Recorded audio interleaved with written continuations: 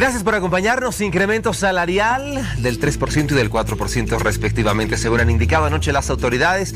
Ha sido una reunión que duró 4 horas, pero ojo con esto.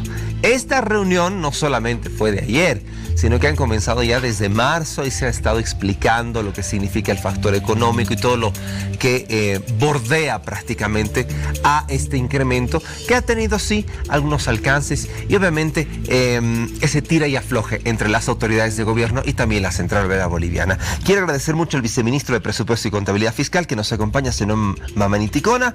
Bienvenido, viceministro, ¿cómo está? Buenos días, ¿cómo le va? ¿Todo bien? Así es, estimado Héctor, muy buenos días. Saludar. ¿Cómo está? ¿Cómo se encuentra? Todo bien, gracias a Dios. Varias reuniones, nos decía. Así es. Quiero primero saludar a la audiencia. Adelante, a través de su programa de Al Día. Así que nosotros estamos muy bien, ¿no? Trabajando con mucha pasión, con una actitud positiva, siempre de cara al pueblo, obviamente. Ese es el compromiso de un servidor público. ¿Desde cuándo han estado reuniones con la COB? Hemos estado desde el mes de marzo, 30 de marzo prácticamente, en el cual ha sido la primera reunión en el cual hemos fijado las mesas, ¿no? Las 3 mesas que hemos tenido en la mesa económica, el tema salarial, el tema de pensiones y el tema tributario. Y de hecho las otras 2 mesas continúan todavía aún en diálogo. Y en tema salarial hemos tenido varias reuniones a partir del marzo, más o menos como unas 5.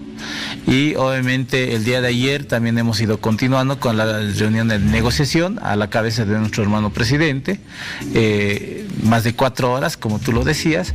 Y obviamente en el cual en estas reuniones lo que se ha hecho es explicar, ¿no? El contexto nacional, la situación económica, cómo nos pega el tema internacional, por qué tenemos una estabilidad económica en el país, cuáles son los factores a los cuales se debe, qué políticas nosotros hemos ido implementando y cuáles son los resultados, que por ejemplo, como ustedes saben, la situación macroeconómica y fiscal del año 2020 ha sido desastroso, sí.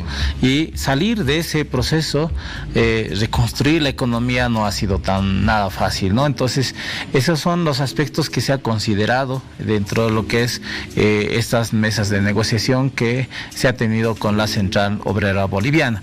Y en ese contexto, considerando todos estos aspectos macroeconómicos y fiscales, el contexto social, se ha llegado a un acuerdo, ¿no? Un acuerdo en el cual, en el caso del salario mínimo nacional, se incrementa un 4%, es decir, hasta este año teníamos un salario mínimo nacional de 2.164 bolivianos, que era el mínimo nacional.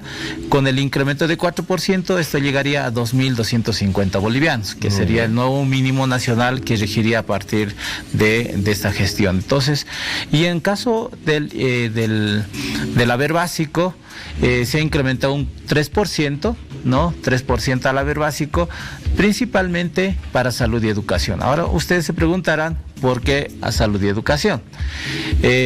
En caso en el año 2020 y el 2021, esta gestión, el sector de salud ha estado de cara al pueblo, peleando contra la pandemia, luchando contra la pandemia, ayudando y coadyuvando, digamos, el tema de la salud, ¿no? De todos los bolivianos, y obviamente este mecanismo de incentivo del tema de reposición salarial, de reposición por el producto de la inflación, a partir que es baja, además, justamente se da a este sector que es salud.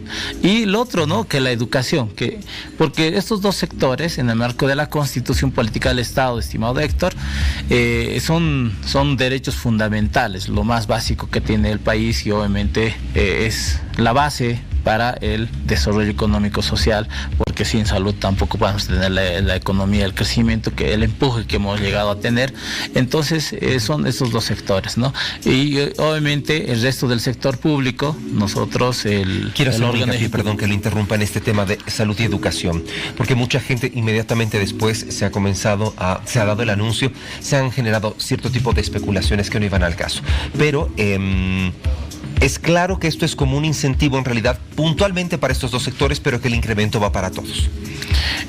Principalmente son para estos dos sectores, no se incluye, por ejemplo, el resto del sector público, por ejemplo, los ministerios, la Asamblea Legislativa, entidades descentralizadas, porque nosotros estamos cuidando más bien lo que es la estabilidad económica. Necesitamos estar en esta política de austeridad, ¿no?, que se viene implementando a partir del año 2021. Entonces, obviamente, el incremento salarial principalmente solamente es para salud y educación. En caso de las gobernaciones, municipios, por su carácter autonómico, y en caso de las universidades lo propio, no tienen el marco de su autonomía, ellos definen, pero considerando la disponibilidad de recursos sin poner en riesgo la sostenibilidad financiera de las instituciones. Y en caso de las empresas, en el caso de las empresas y el sector privado, lo propio, obviamente, en el cual el empleador con sus trabajadores sobre la base del 3% empiezan a negociar como cada año, y obviamente productos de esa negociación van a lograr un incremento en estos sectores. ¿Qué significa haber conseguido este porcentaje de incremento cuando se han tenido el año pasado, por ejemplo, solo un 2% el salario al mínimo? Y claro, en medio de la reactivación económica se consigue subir este porcentaje que es muy parecido al del 2019. Bueno, aquí hay un aspecto muy importante que hay que diferenciar, ¿no? En los periodos neoliberales, ¿no?, la política salarial estaba congelada, ¿no? Es decir, si ustedes recuerdan, hasta el 2005 el salario mínimo nacional era de 440. Si nos comparábamos a nivel de la región, de los países de la región, era la más baja, ¿no? La más baja de toda la región. A partir del año 2006 hasta el año 2019 hemos tenido una política salarial de justamente reponer el poder adquisitivo de los trabajadores, ¿no? ¿Y por qué a los trabajadores? Porque obviamente es la base que genera el empuje al tema de la productividad. Ustedes, ¿no?, dentro del periodismo, el sector productivo.